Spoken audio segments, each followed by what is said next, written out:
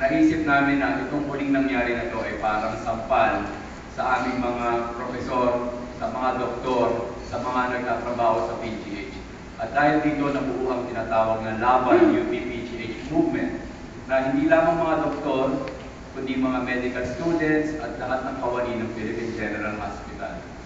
Ang pinaglalaban po namin ay ibalik ang tama at yun po ang aming running slogan. Ang ibig po sabihin ay ibalik ang tama at lahat ng balutot ay ituwid. Ang pinaniniwalaan po namin na si Dr. Jose Gonzalez ang talagang direktor ng Philippine General Hospital.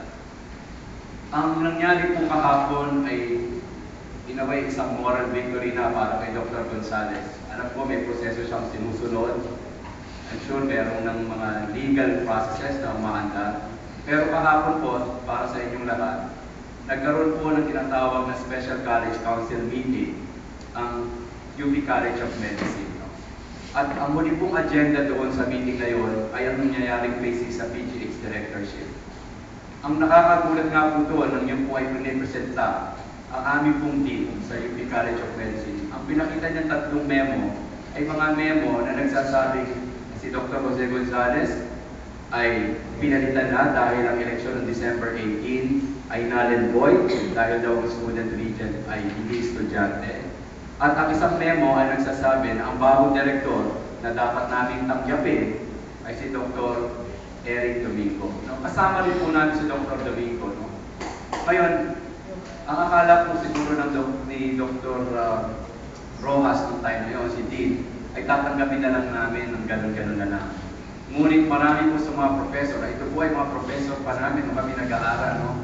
Eh nag-stay po sila doon upang magprotesta at magsabi na kailangan magkaroon ng stand ang UP College of Medicine, basically ang UP College of Medicine College Council, made up of the faculty of the UP College of Medicine.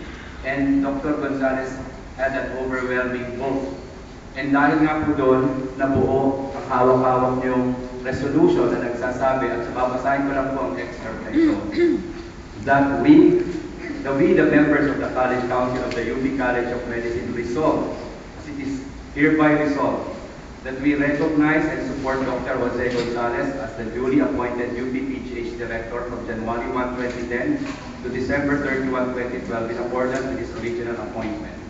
Ang ibig sabihin lang po nito, ang mga doktor po, ang bumubuhay po, ang pinaka-backbone ng UP College of Medicine at ng Philippine General Hospital, ang amin pong inikilalang direktor ay si Dr. Jose Gonzalez.